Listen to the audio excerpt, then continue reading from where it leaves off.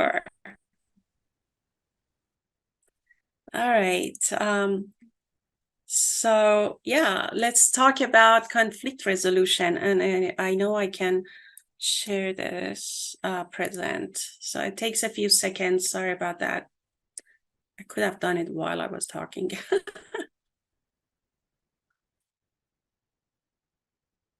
Oh my God, my computer is very slow today.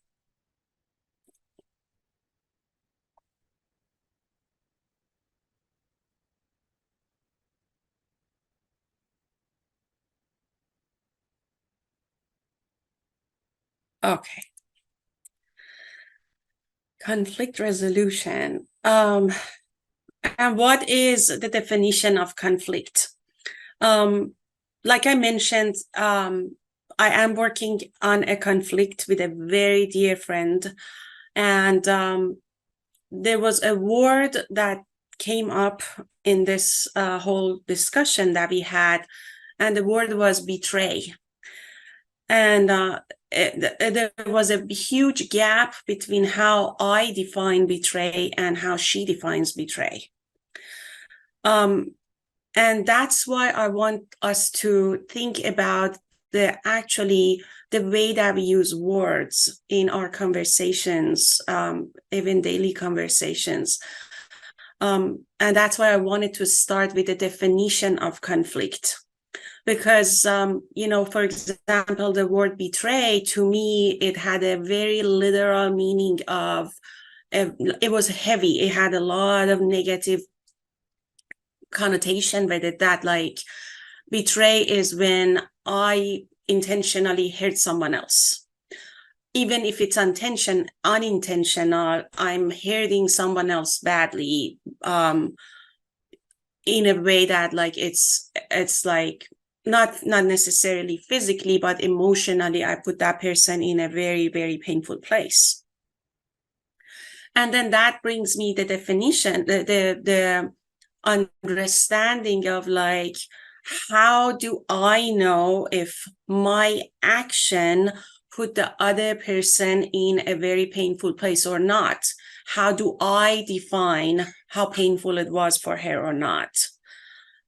So the difference, the gap between how I define it and how she defines it is kind of like, it can create a huge misunderstanding. And even the definition of the word conflict can also bring misunderstanding, or if we know what it is about, we can bring more understanding. And it's because the conflict, when it's used for like, a political analysis, is very different than when it's used between two friends. So I just wanted to bring it up just for you to think about it. Oxford Dictionary says it's a serious disagreement or argument, typically a protracted one, a long one. But that's one definition, because it doesn't have to be a very lasting long one. It can be a new one, a young one. Dictionary.com says it's a struggle or clash between opposing forces. So you see how different they are, yet they are all definition of one word. And then Cambridge.org says it's an active disagreement between people with opposing opinions or principles. So it's like each one of these dictionaries is providing one point of view to the word. And that's what I just wanted to bring up here for you, just kind of like food for thoughts to see how do you define it in under different circumstances, in different cases, when you have a conflict at work, at home, with different type of people, with different type of loved ones, or when you think about the global itself, how do you define it? And do you have one definition, or do you think about it differently from different points of views? And then it's just like, how does a conflict feel, right? It's Not necessarily always a violence. A conflict can be a violence like a war between two nations, two ethnic groups, and they can, kill each other. They can hurt each other physically. They can hurt each other emotionally, but it can also be very subtle. It can be very covert, and it can just create anxiety in us, and we even don't know that it's because of a conflict. And I want to make also a little note here that we are full of inner conflicts. That's also another whole subject that we can talk about it separately. Inner conflicts are playing a very big role in us, because as a person with like old and new and emerging beliefs and mindsets, we can have very conflicting values in us that can create that inner conflict in us. So that's, like I said, it's another huge subject that we can talk separately about it. And we have, in a way, touched it when I think in a workshop we had about self-talk and inner talks. That's the workshop that we really kind of like pointed at it in a deeper way, that how inner conflicts can be recognized and can be treated. Now, in a conflict with other people, the very beginning of it, to recognize it, is to get out of that I see everything and I don't have any problem, it's her problem. That's the very first step. The very first step is to recognize the other person as a person. But we will talk about it in more details. But what is it? What is really a conflict? It's, like I said, it can be violent. We can shout at the person. We can curse a person loudly. We can even physically hurt the person when we are out of our control, our self-control. It can be, you disagree with a person, and then it lingers with you. It creates so much anxiety in you that, like, how was that taken? Did I, and it can bring a lot of self-doubts. That can be a type of conflict that needs to be resolved, but it's not as easy to find a way to go towards it. That's another type of conflict. Another type is like that we are in an argument, like it's not just like we are having a lot of self-doubts and guessing about what the other person would think or would say. It's just like a very overt argument or quarrel that put us in a very obvious disagreement with another person. So many different types of conflicts, but recognizing them is very important. That, oh, this anxiety inside me is because I'm worried about that conflict, because there is a conflict that is actually introducing this anxiety to my body. Let me just check them. Oh, no, thank you. Thank you for being here. Thank you very much, everybody, for being here. So that's why that there are so many different theories of conflict resolution that could work in so many different ways for different types of conflicts, for different types of people. Some of them are very sophisticated, and they have been used in even at the wars and like huge violent conflicts, or smaller ones at companies, at the family level, that like people get to a lot of disagreements in a family, right?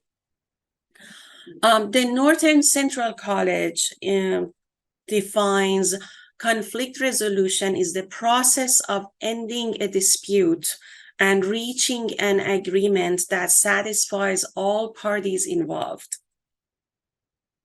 That's an idealistic picture, right? We may not get to a place that everybody is equally satisfied with the result. There will be always compromises. There will be more understandings. There will be need of digging down more and more. There will be impacts of even a conflict that was resolved into the rest of our relationship with other people. But as long as we understand it, we try to realistically look at it, it helps us to not allow the anxiety created by that conflict drive us, to put the anxiety in a place that it has a space to be there, but it's not all over us. So what I chose, one of the thousands of theories out there, Arbinger Institute offers this solution that we are going to discuss today in a book that it's called The Anatomy of Peace. And it's this one. I highly, highly recommend it. I borrowed it from the library, audiobook and Kindle version. And then I bought it. And it's a very interesting book with really good examples. It's like it's written in a form of a story. So it brings a lot of good examples to understand. And everything in this slide moving forward is from the book. And I will also add it to the resources at the end of the slides that when Adrienne shares it with you, she always does it for us. So this is basically the theory that we are going to discuss today. And please, if you can, have a conflict in your mind to go through the slides.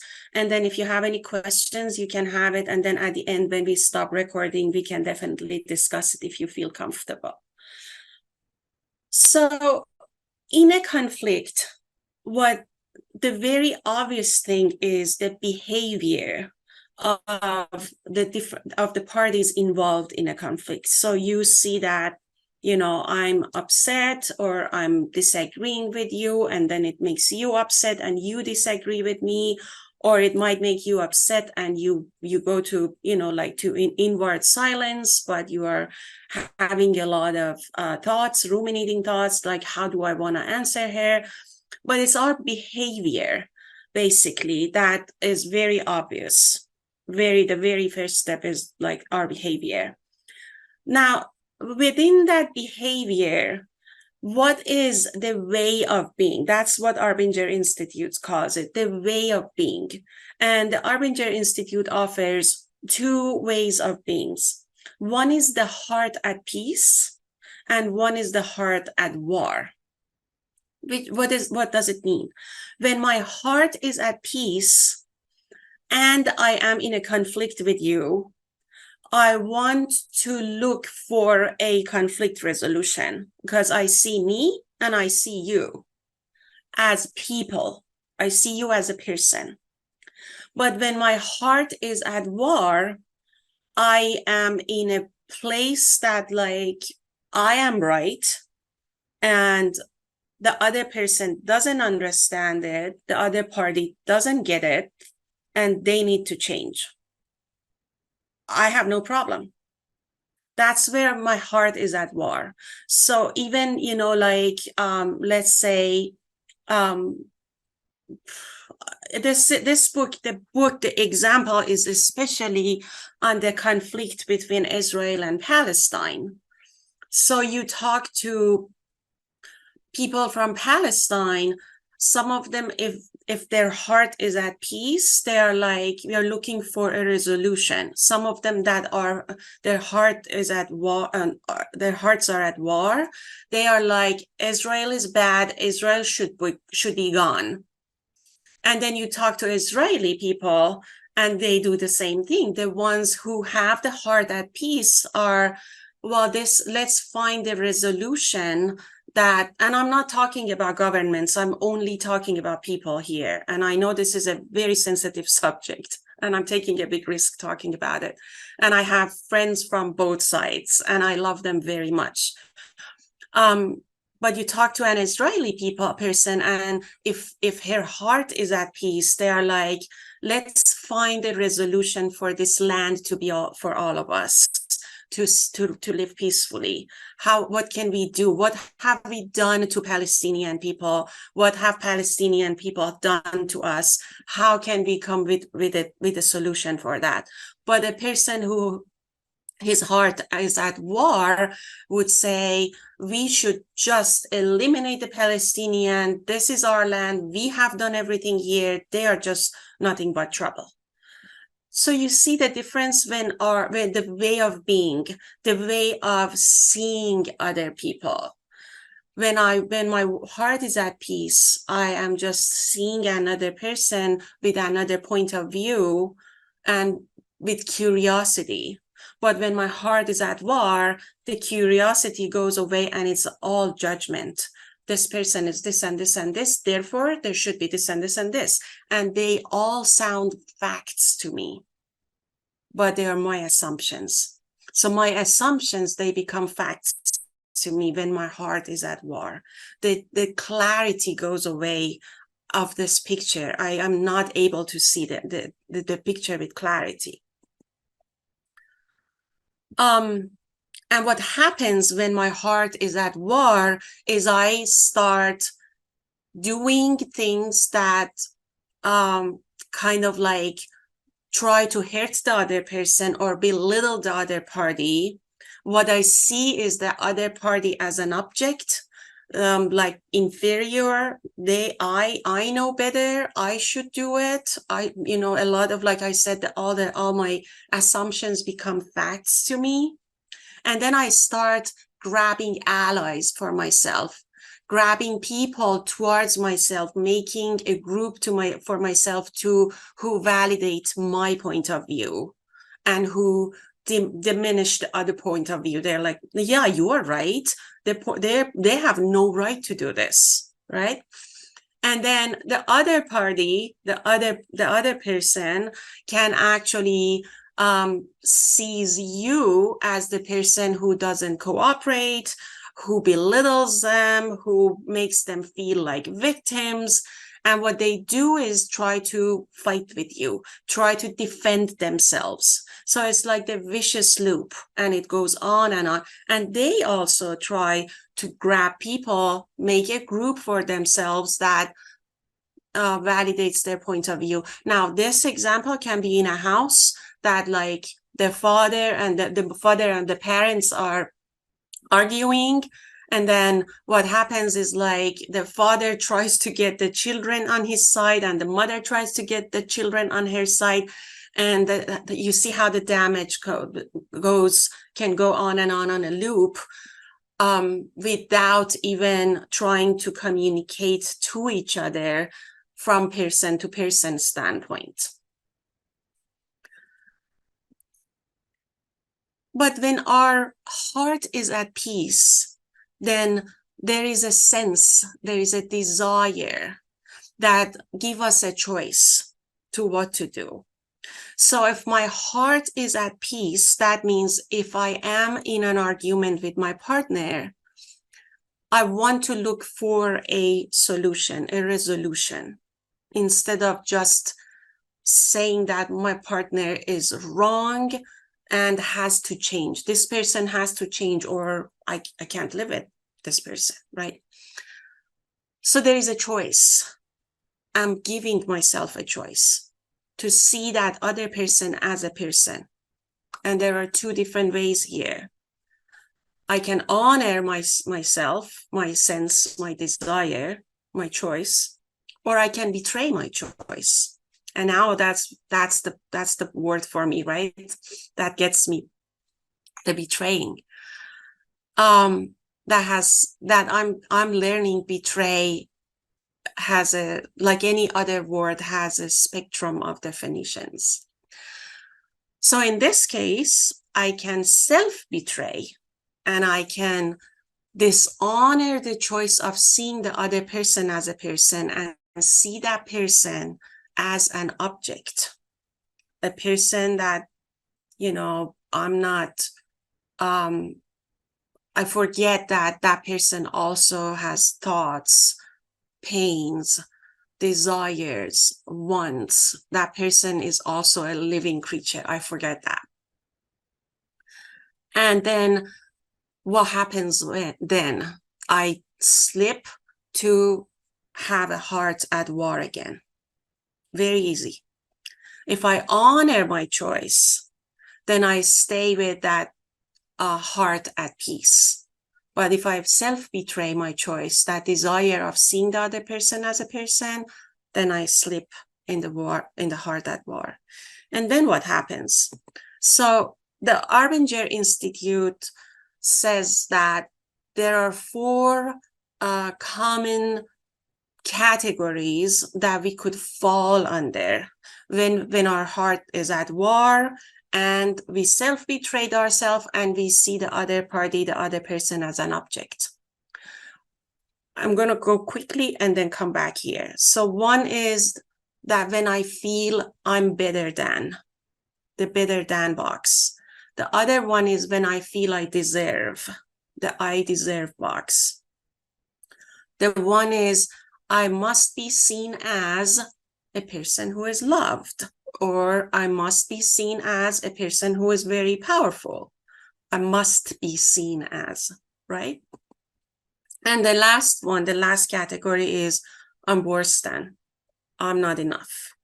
So these 4 common categories that people fall under when their heart is at war are like a structure that help us to self-reflect.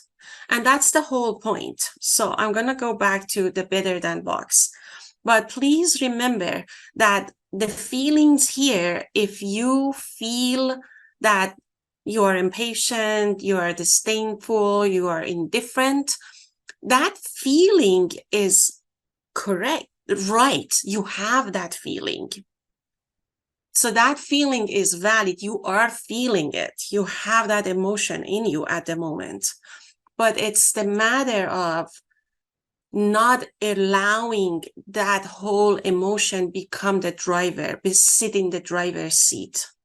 Because that emotion is giving you a message, but we want to see what the message is and then go to a corrective action mode for that.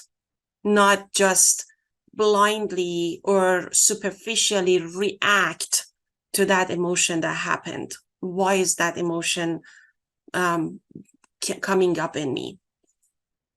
So when I feel, and that's for all 4 boxes, the emotions are valid, but we have to remember that the emotions are not necessarily telling us the truth.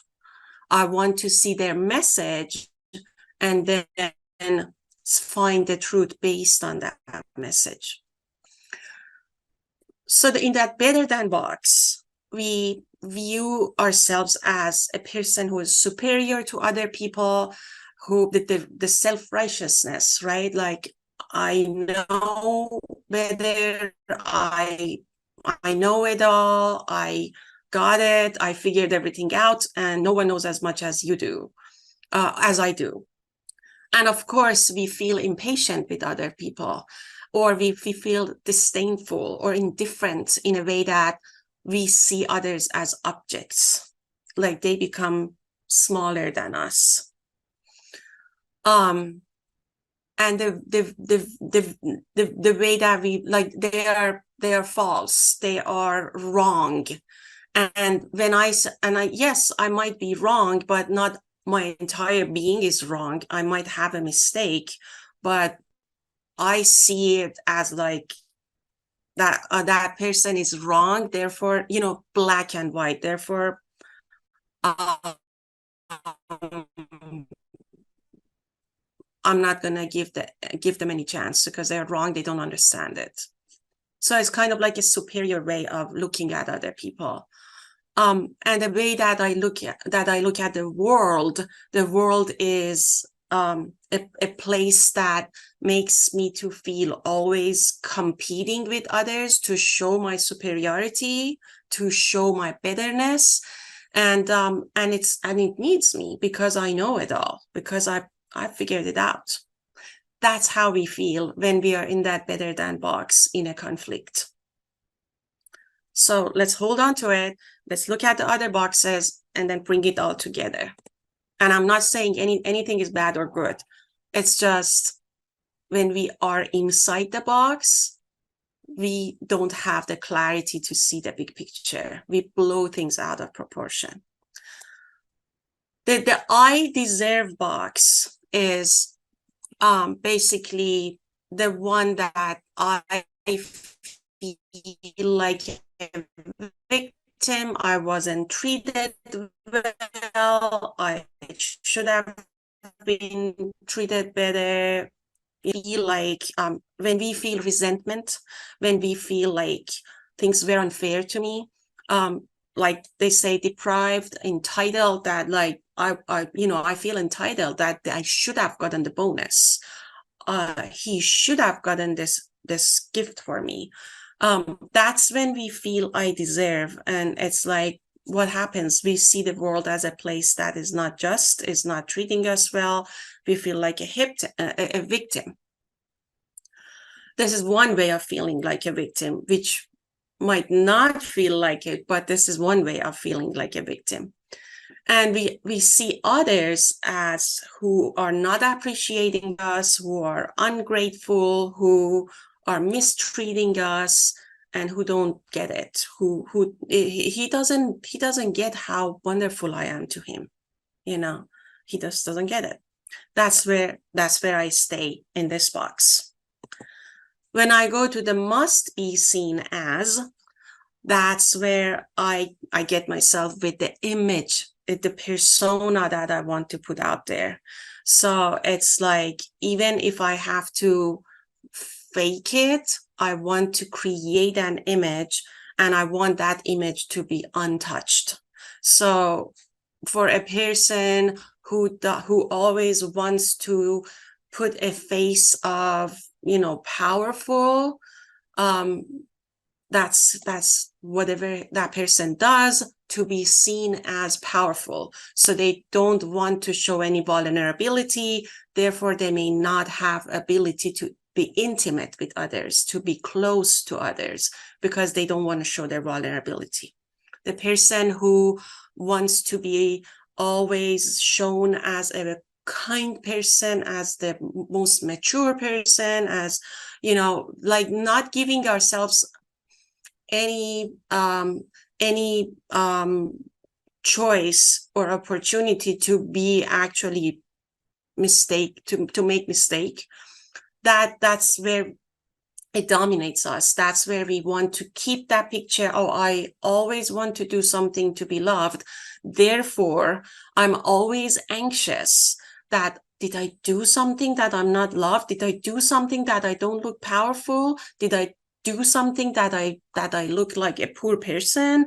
That becomes that covers all of us. It takes the clarity away from our judgment for the reality. And towards other people, it's not just us that feel afraid of other people's judgment. The world become a judgmental place for us, but we also judge other people with the same criteria that we are afraid of people judging us. So in a way, there is a projection in it.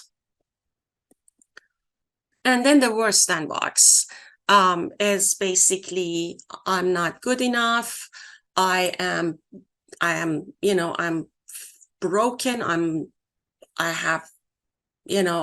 need to be fixed. I don't have it all. I am, like I'm a defect. Those type of views, those type of self-images come to us. And of course, we feel depressed, we feel helpless, we feel a lot of jealousy towards others. So in that workshop that we've talked about emotions, there is one that we talk about jealousy, and we think jealousy is bad and we should not feel jealous, but there is a reason that we feel jealous, and it's because the point of the self-image that I have, and the jealousy comes up, it rises to give us the message that you need a better self-image of yourself. You can do it.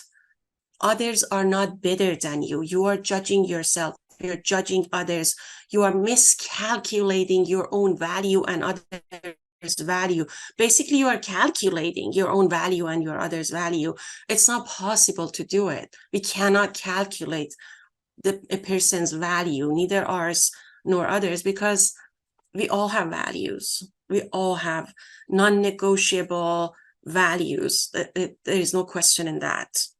As much as a leaf on the tree has value, as much as a lot of birds singing out there has value, you and I have values. So here we get to the point, to that vicious loop of constantly comparing ourselves with others, and others become like better than us. And then we feel like the whole world is against us, or it's so hard to live. It's so difficult to keep up. So those are what happens. Now we have all these boxes here, right? And it's not like I might fall in one box versus the other one. Depends on the type of personality. Like this is one of the boxes that I fall in very, very often. And then this other one that must be seen as another box, that it can be like combination of both. I fall into this very often too. The two others depends on the personality. Like I fall less in the two others, but I do feel in those. But more often I feel in this and the other one. So if you go back to our last workshop that was talking about the personality types through Enneagram model, that helps you to know yourself, to understand yourself a little bit more, to see what desires, what fears, what type of personality that you show for the circumstances help you to fall in one of these boxes. Now, it's very hard for us to see or to admit that we fall into these boxes. And the reason is because when I admit that I fell into, let's say, the must be seen or the I deserve box, is the shame that comes after that. Oh, then I'm a bad person. No, I don't feel like that. I try to justify myself. That's where that's the point of the trick, right? Because if I want to admit that I fall in this box, then I take myself away from that perfect human being that I'm supposed to be. And perfection doesn't exist. We are all allowed to fall in these boxes. And we are all expected as creatures to grow and come out of the boxes. And then we fall into these boxes again and then come out of it. The practice is what matters, the awareness, the mindfulness. But it's so if let's say like in the conflict that I am dealing with, I did fall actually a little bit in this, the better than box. And then also, then I fell into this worse than. And it sounds paradoxical, but when I felt that in that better than box, and then I was like, oh my God, I felt like I'm better than her. And then I felt the shame and it dropped me into this box that I'm such a bad person. I'm not good enough. I'm very arrogant, and that's where I want to be mindful. Oh, these feelings, these emotions are rising. What are they telling me? That I have the wrong self-image, that I feel I'm supposed to be perfect, that I forget that I'm a human and I make mistakes in order to learn for the next step. So we do fall in these boxes. It's hard to admit because it creates an imperfect image of me, but that's okay because we are all imperfect. That's the practice that we want to do, to admit that, oh yeah, I did fall in this box. And what happens when we fall in that box, and then when we admit that I fell in that box, that helps me to, like I said, not the emotion at the moment, to sit in the driver's seat, because that emotion does have a message but doesn't see the whole picture. So if I allow the emotion to become out of proportion, then I take the ability of seeing the clear picture away from myself. Then I take the ability of seeing the other person as a person from myself. I see others as objects.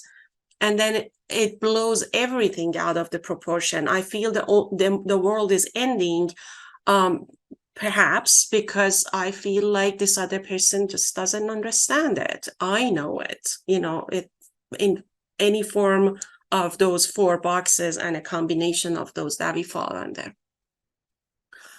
So to get out of the box, we definitely want to look for those signs, the how I feel. Is it like I feel like I know better? Is it like I feel I'm not good enough? Is it like I got it all? All those emotions that we talked about in those 4 different boxes. If I feel those emotions, I want to listen to the message of the emotion. And then I want to see what's the message and what can I do? How can I ground myself and investigate in this to bring a bigger perspective? Can I admit that I fell in that box? Now I have the ability and courage to come out of the box and see the other person as a person. And what can we do when we do that, when we get to that point? Now I want to say,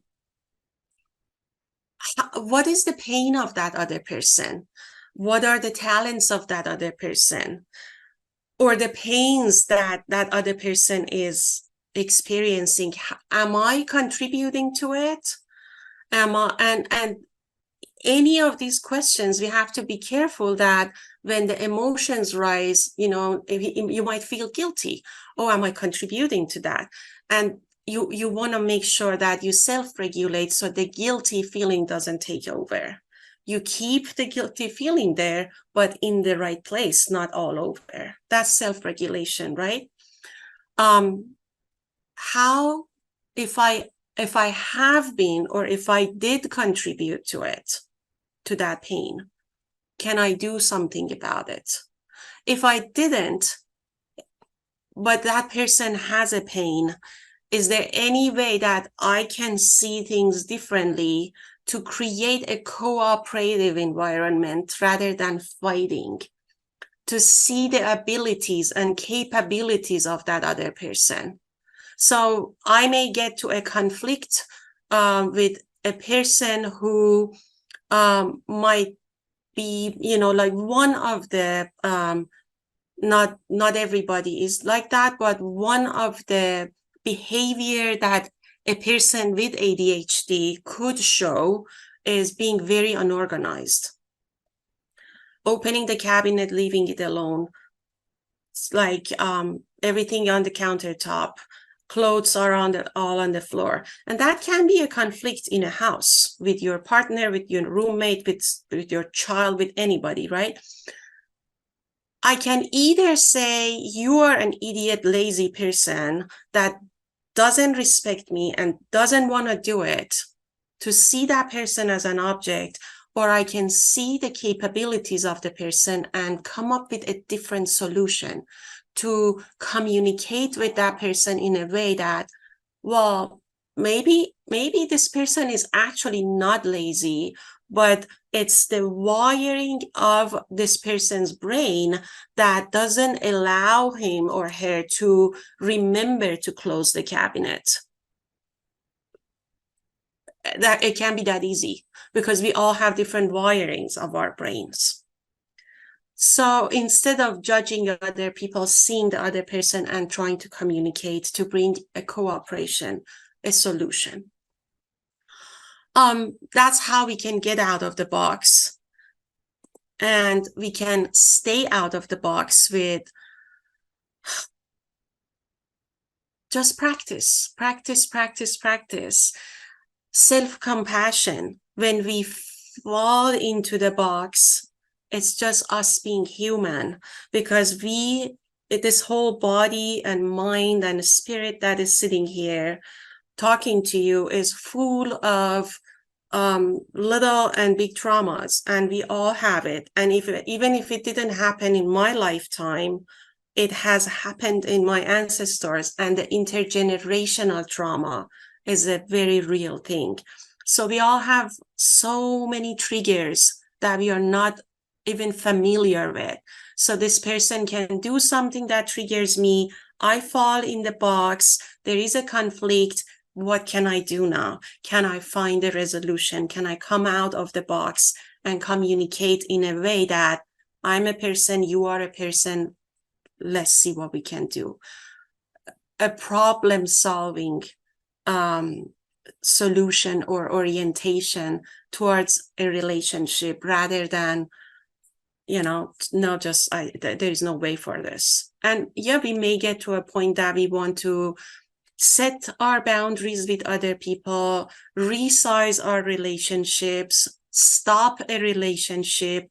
Those are all possibilities, and they all can happen, but not with everybody, right? In a relationship, we want to try the best that we can do to not put the conflicts under the rug, or not letting them take over the relationship. And conflicts are part of our life, because we all have different ways of looking at life, different perceptions of life based on our experiences, and they are a very, very natural part of our life.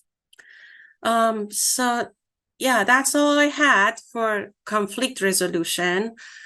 This is my information, and when Adrian kindly shares my information, the slides, you will get it. I will be always happy to answer questions if you want to email me.